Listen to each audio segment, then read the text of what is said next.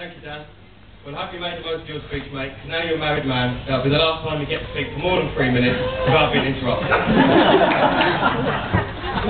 Good evening, ladies and gentlemen, friends and family. For those of you who don't know me, my name is Gary. Would you like a drink? I'm sure I'll see most of you at the bar to say hello later, but I do insist on using my full name. First, I'd like to take this opportunity to give you a huge thank you on behalf of the bridesmaids and page boys for your kind words and for having them play a very special part on this very special day. I have to say, they have done an excellent job and look wonderful today. However, they are only outshone by Danielle herself, who I'm sure you'll all agree looks absolutely stunning. Dan, you're a very lucky man.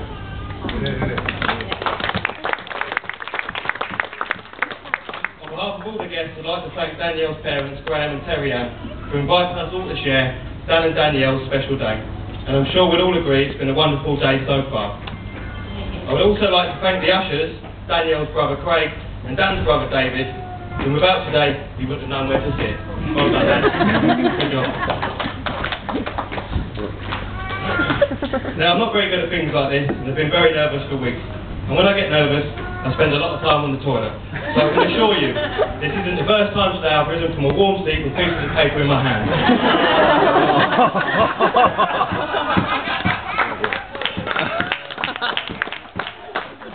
Now on to the serious side. I've got a traditional speech here, and I'm told the first thing for the best man to do in his speech is to let everybody from the bride's family know what sort of man Danielle was married. So here goes.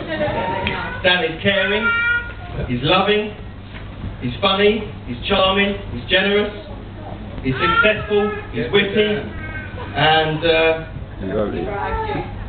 sorry Dan, what does that sound? I can't read your writing.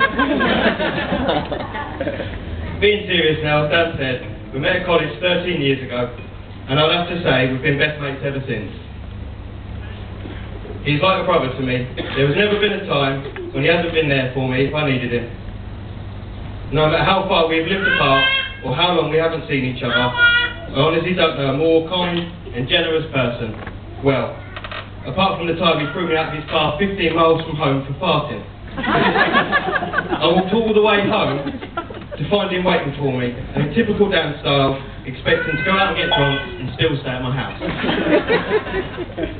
I'm extremely pleased to be standing here, given the duty of best man, and I thank you for choosing me, and I hope I do you proud. Now that's enough of me being nice. Now to tell everybody about the real you. As I'm sure you're all aware, a best man speech involves a collection of amusing stories. Dan and myself have always had a pact together, just like most best mates. So what happened in Amsterdam stays in Amsterdam. What happened in Ibiza stays in Ibiza. What happened in Soho stays in Soho. What happened in the Caribbean stays in the Caribbean. Yeah, we met. And that goes for Florida, Blackpool, all the weekends away, hotel rooms, nightclubs, stag night, etc., etc. You get my drift. So unfortunately, there's not much that I can tell you about Dan. Good job, really, as he will be my best man soon, ensuring that both of our marriages last. One funny story I can tell you all started on a drink-fueled night out in Hemel Hempstead. After copious amounts of alcohol, one of our friends, Bruce, had a nasty accident, injuring his head rather badly. Which I might add was while chasing Dan. It was awful. Now, being the bunny lifeguards that we were at the time, we quickly adopted our first aid training on Bruce and took him to the hospital that thankfully was a short distance away. He was quite quickly taken away to be treated, so a few of us decided to wait around to see how he was. What was to follow should have only happened to Dan. After only about 20 minutes, we noticed that Dan was missing. And before we could even imagine where he'd gone, two young lads came running through the waiting area, straight to a passing nurse. "Nurse, nurse! Come quick, there's a guy upstairs laying on the floor shaking, he's unconscious." These lads seemed really worried and took the nurse immediately to the scene. As they went running off, my friends and I knew instantly that it was going to be Dan. So we rushed off after them. When we reached the first floor and looked down the corridor, we saw Dan laying there with his hair on end. The nurse acted quickly and brought him round, and he too was then whisked away to be treated. Nobody could work out what had happened. Then we found a pound coin on the floor with a black hole in it. Now, I ask you how many people you know that have been electrocuted by a vending machine so bad that it chucks them 10 feet away and puts a hole in a pound coin. Well, at least you did it in the hospital, mate. Well, while after that eventful evening, Dad was nicknamed Buzz Lightyear. Please feel free to carry it on. During my research into my speech and best man role, I also looked into weddings in general. I started looking at the key elements of the wedding service itself. The aisle. It's the longest and most nervous walk you'll ever have to take. The altar. The place where two become one. The hymn. The celebration of marriage. I think Danielle must have done the same research as I did, because as she walked past me earlier, I'm sure I heard her whispering to herself, aisle, altar, hymn. I'll altar him.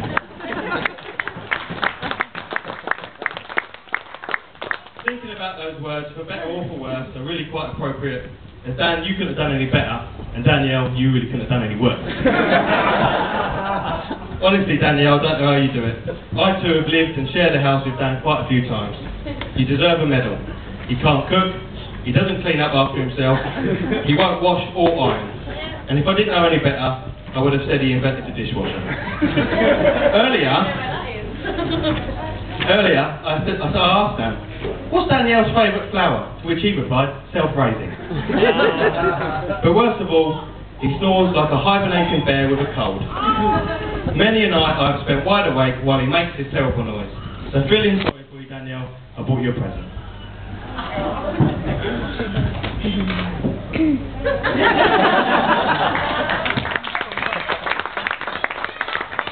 It worked for me.